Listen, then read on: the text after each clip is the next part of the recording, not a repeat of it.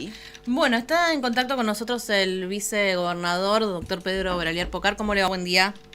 Buen día, ¿qué tal? ¿Cómo están? Bien, bien, bien. Bueno, una jornada intensa. Cuéntenos cuál es la agenda de la actividad del día de hoy. Sí, anoche ya llegaron prácticamente la totalidad de vicegobernadores del Norte Grande y en algunos casos presidentes de legislaturas también, cuando en algunas provincias se da que el vicegobernador no preside la legislatura. La jornada de hoy va a ser, empieza con una breve cuestión protocolar y después deliberaciones toda la mañana. Lo que se está buscando acá es consolidar un ámbito de trabajo. El tema central acá es el foro de gobernadores, ¿verdad?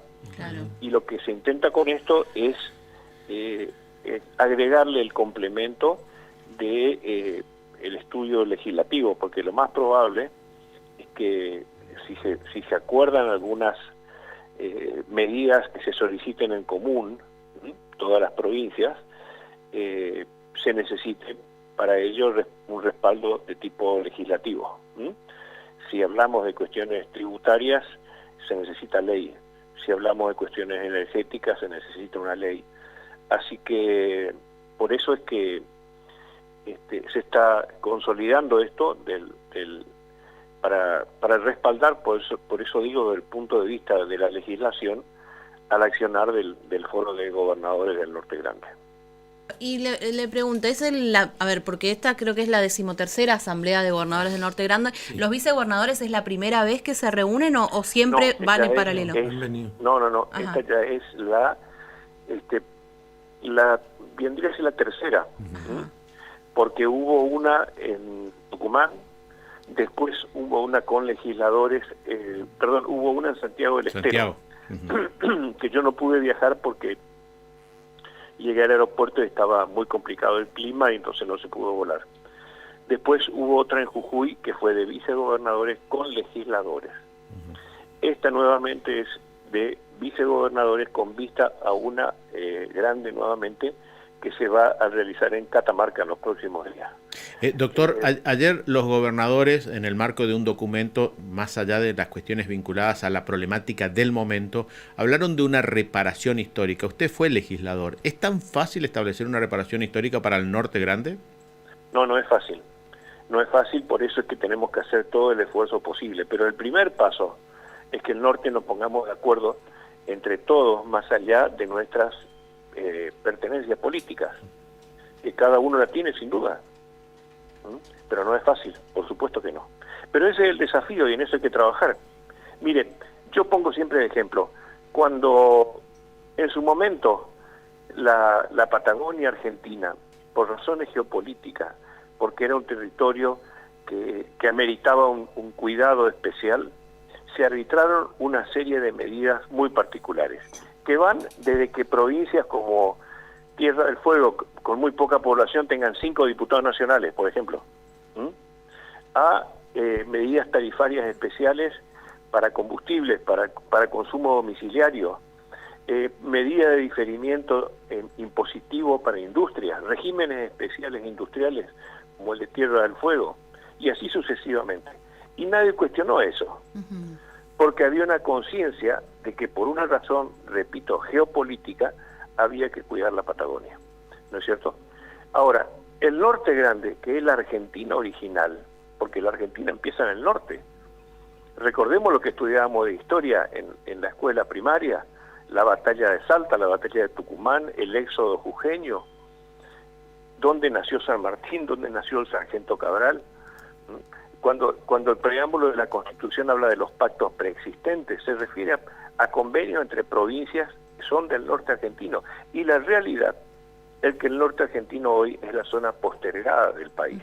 ¿Y cuándo empezó esta postergación? Es decir, desde que, no sé, se definió la centralidad en Buenos Aires como capital del país, o cómo se fue dando, como bien usted dice, históricamente parecía que toda la acción pasaba en el norte, las principales batallas, las guerras, lugar de nacimiento de los... Bueno, y después, ¿por qué se fue rezagando tanto? ¿Cuándo usted encuentra ese punto? Yo no me animo a decir un momento, creo que no hubo un momento histórico. Hubieron sí medidas cuando acá hubieron medidas de fomento, por ejemplo, yo voy a un ejemplo que siempre Sí. me viene a la memoria. Cuando acá se decide tener una industria automotriz, ¿no es cierto?, que fue hace cosa de 60 años atrás más o menos, con eso se cerró la importación de vehículos, se dieron concesiones a industrias para que empiecen a fabricar, y ahí empiezan a fabricarse los autos de manera masiva. Existían algunos modelos de fabricación nacional, pero se empieza de manera masiva. Para los que son más viejos se acordarán cuando apareció el Ford Falcon, apareció el Chevrolet, apareció el Rambler, la estanciera, todo ese tipo de cosas. Eso fue una medida donde se estableció, bueno, va a haber una fábrica en Córdoba, va a haber en Rosario, van a estar en el Gran Buenos Aires. Y ahí ya se definió toda una cuestión. Vamos al diseño de energía. Cualquiera que viaja en auto sabe las líneas de alta tensión que van a abastecer el Gran Buenos Aires, porque eso se va retroalimentando. Yo de esto he hablado muchas veces porque a mí me gusta estudiar el fenómeno poblacional. Aquí hay comunidades en el conurbano bonaerense que han aumentado un 50% de su población en el plazo de 10 años, como La Matanza.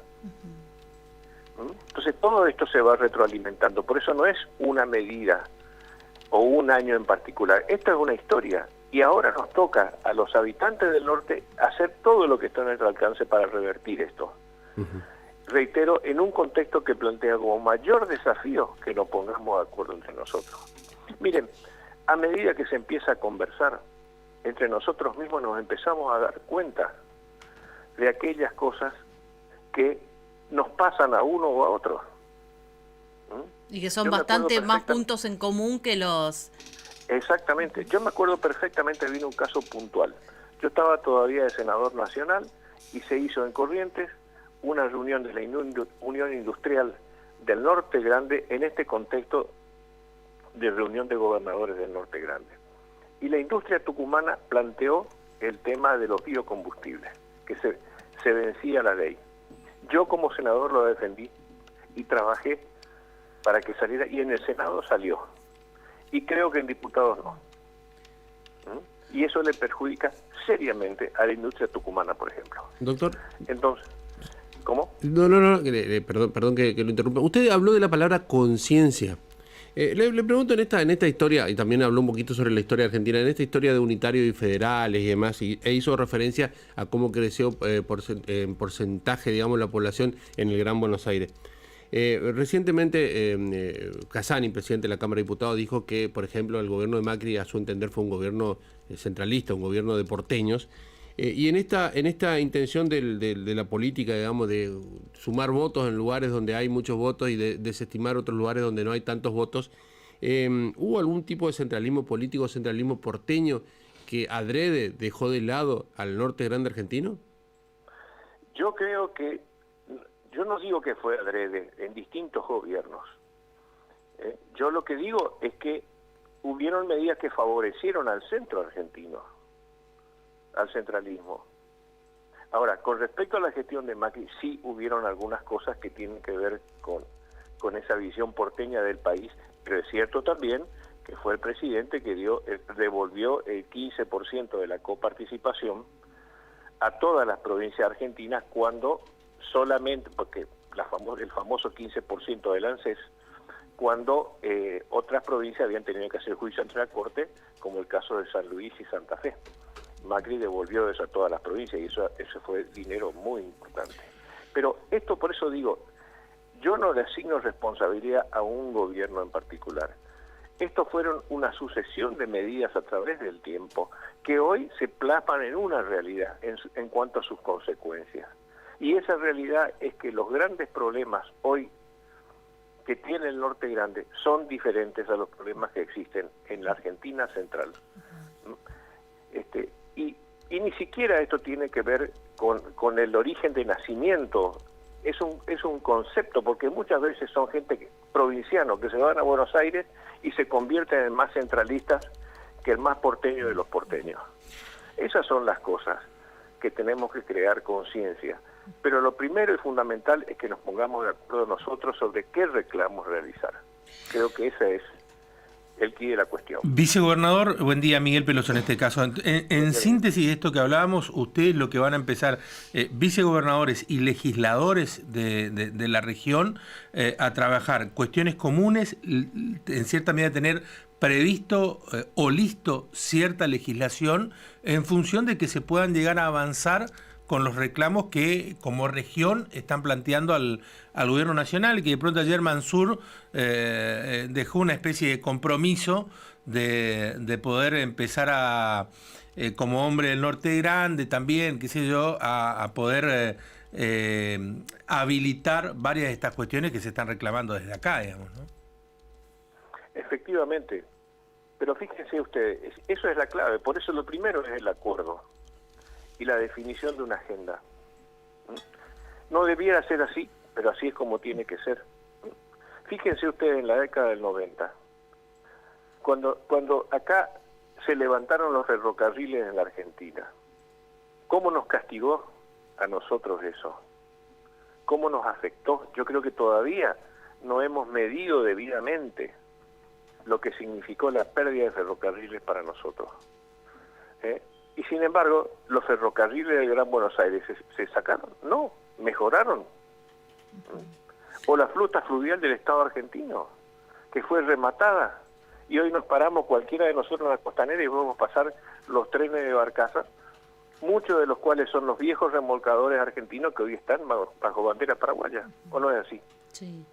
Bueno, el gran desafío, ¿no? Un desafío histórico, ojalá se pueda empezar porque eso significaría para todos quienes vivimos en esta parte del país, que no solo es la más olvidada, sino que es la más pobre, poder también tener otra proyección, quizás ya no para nosotros, pero sí para nuestros hijos. Braulio Porcar, como siempre, muy amable, muchas gracias. Gracias a ustedes, que tengan un buen día.